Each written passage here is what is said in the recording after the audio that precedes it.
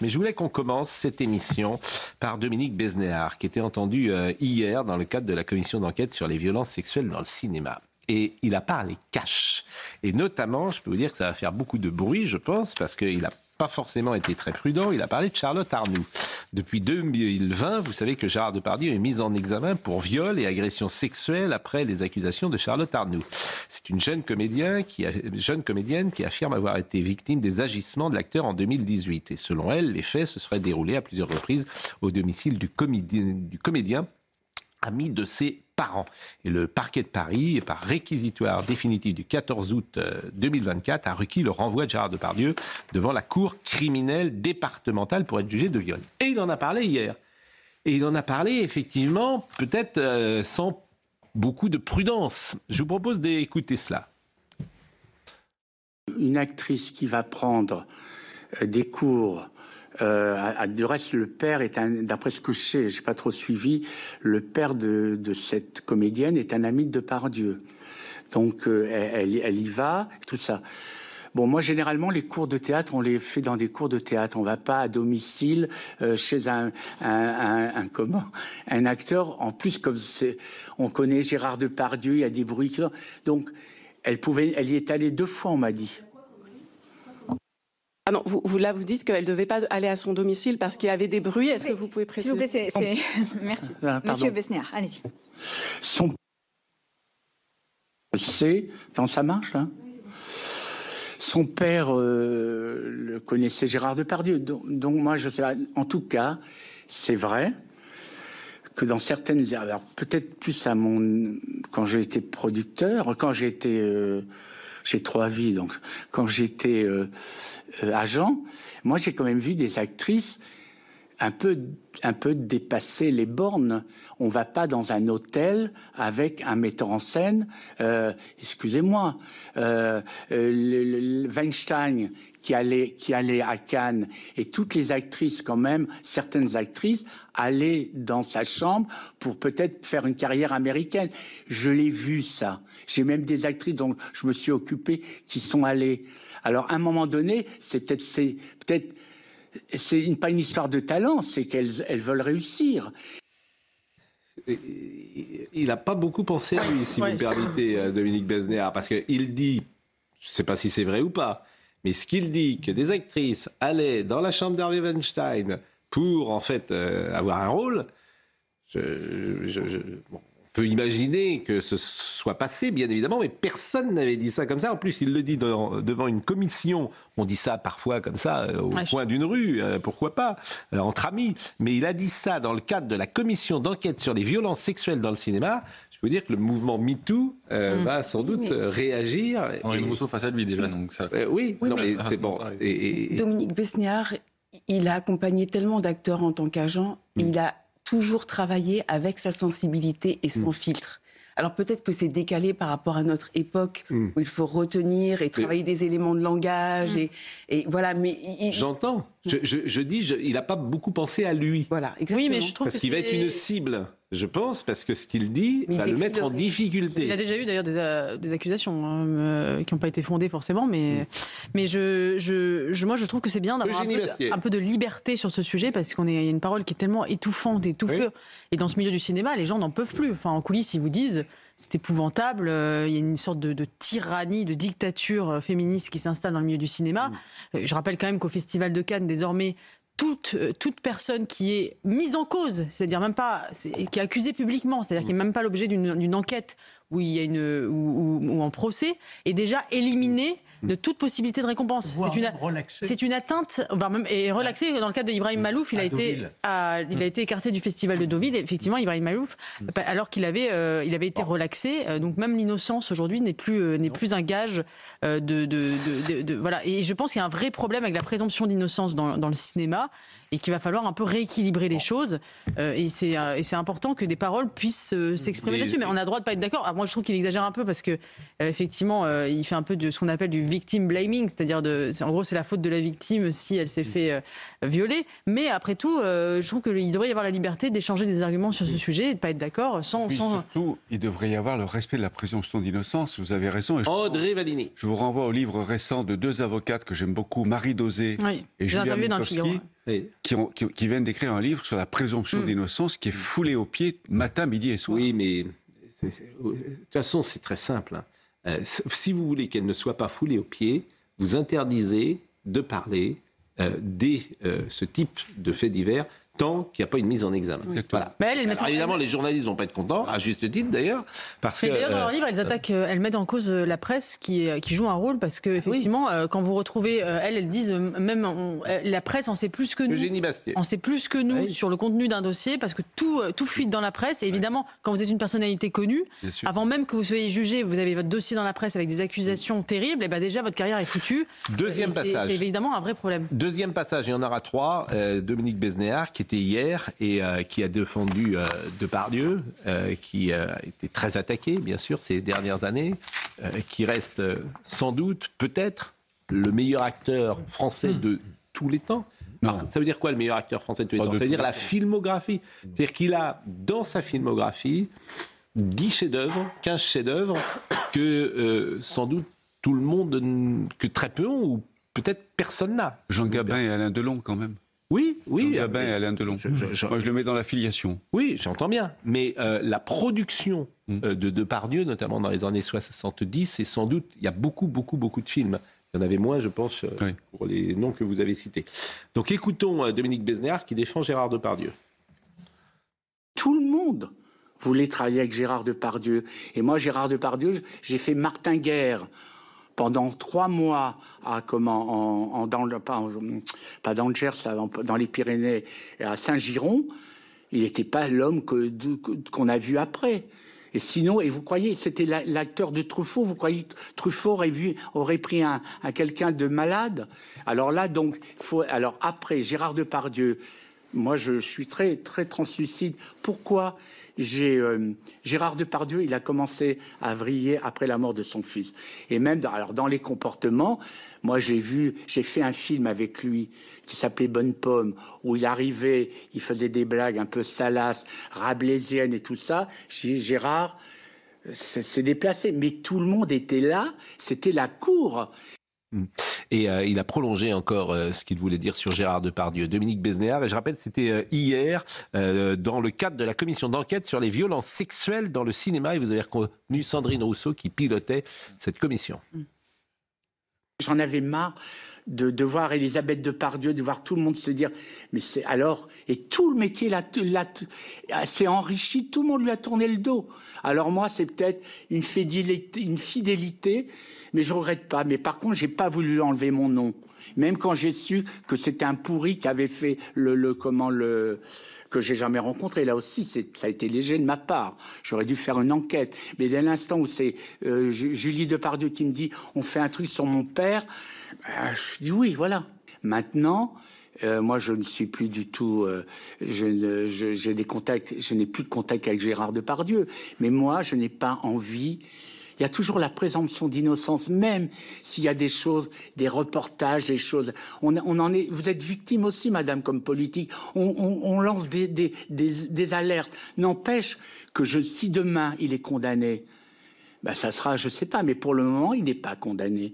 Il rappelle des choses. Il y a une forme de courage chez Dominique Besnéard, et vous avez raison de souligner que cette voie-là, comme tout le monde se planque toujours, comme tout le monde a peur, et que lui, manifestement, il n'a pas peur. Oui, on peut juger exagérer certains points de vue, mais moi je respecte déjà, le courage, et deux, la fidélité à un ami. Oui, exactement. Dans la difficulté, effectivement. Quelqu'un qui reste, quand on est dans une tourmente médiatique comme celle que traverse Gérard Depardieu, et évidemment, je pense que Gérard Depardieu a pas mal de choses à se reprocher, et que qu'il est difficile de le défendre sur certains points, mais j'apprécie toujours la fidélité dans les preuves. Je suis d'accord avec vous, et cette loyauté, cette fidélité, parce que tout le monde les mêmes qui formaient la cour au moment de Martinguerre, qui est un bon film d'ailleurs de Daniel Vigne avec Nathalie Baye.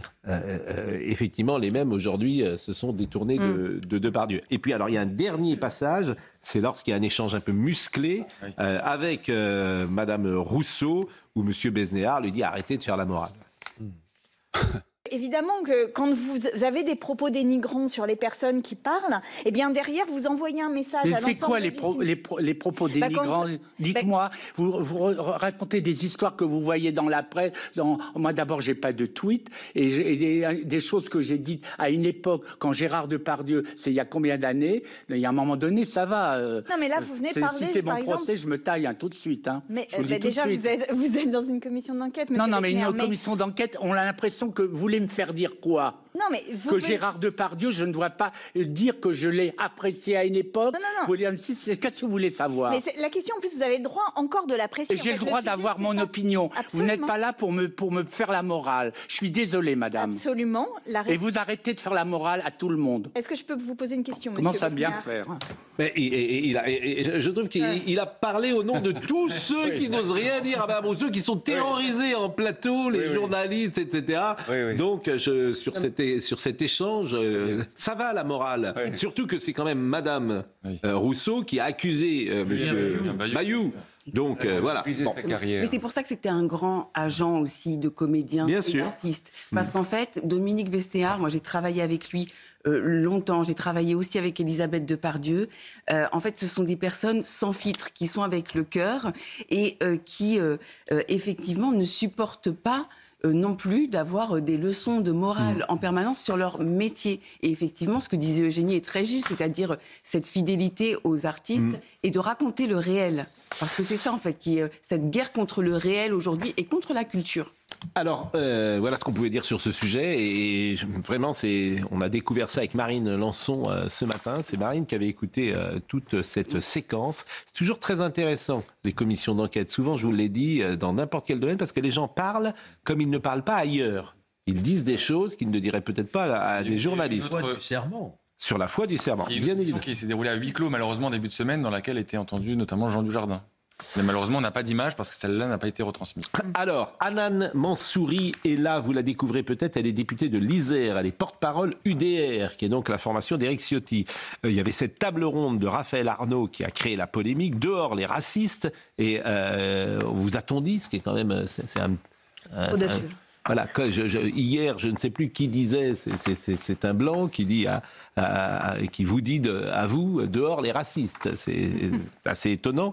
Donc, Monsieur Arnaud, on va peut-être voir la séquence, parce que il y avait donc cette organisation dissoute en France qui s'est...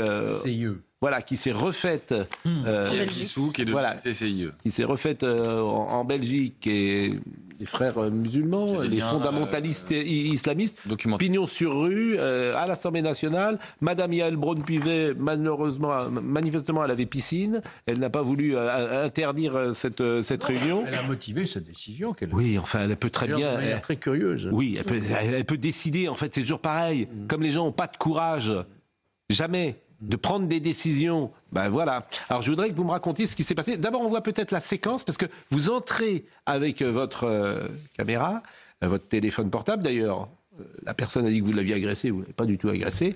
Je voulais qu'on voit la séquence et après vous nous rapportez ce qui s'est passé. Allez les racistes, allez les racistes, allez les racistes. J'espère que vous avez bien honte d'imposer le racisme jusqu'au deux. Allez les racistes. Allez les racistes.